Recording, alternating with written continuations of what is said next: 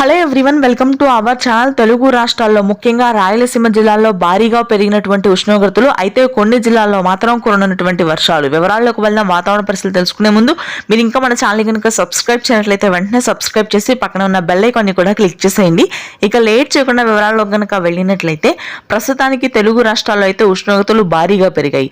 ముఖ్యంగా రాయలసీమ, దక్షిణ కోస్తా, దక్షిణ తెలంగాణ ప్రాంతాల్లో ఇప్పటికే 36, 37, కొన్ని చోట్ల 38 డిగ్రీల ఉష్ణోగ్రతలు కూడా నమోదవుతున్నాయి. తిరుపతి, నెల్లూరు, చిత్తూరు, కడప, కర్నూలు, అదేవిధంగా మహబూబ్ నగర్, గద్వాల్, కరీంనగర్ ప్రాంతాల్లో దాదాపుగా ఉష్ణోగ్రతలు 35 డిగ్రీల పైనే నమోదు కానున్నాయి రానున్నటువంటి వారం రోజుల పాటు. అయితే కొన్ని ప్రాంతాల్లో మాత్రం తేలికపాటి వర్షపాతం నమోదవుతుంది.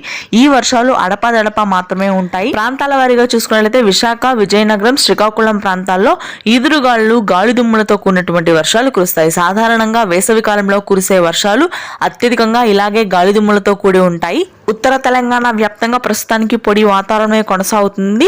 ఫిబ్రవరి 24, 25 తేదీలో అక్కడక్కడ మాత్రం తేలికపాటి నుంచి మోస్తరు వర్షపాతం కొనసాగే అవకాశం ఉంది.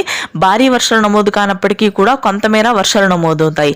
ప్రతి సంవత్సరం మార్చి చివరి భాగంలో నమోదయ్యే ఉష్ణోగ్రతలు ఈ సంవత్సరం మార్చి మొదటిలోనే ప్రారంభం కానున్న అత్యధిక ఉష్ణోగ్రతలు ఉంటాయి తెలుగు రాష్ట్రాలు. ఇది ప్రస్తుతానికి వెదర్ అప్డేట్. Thank you.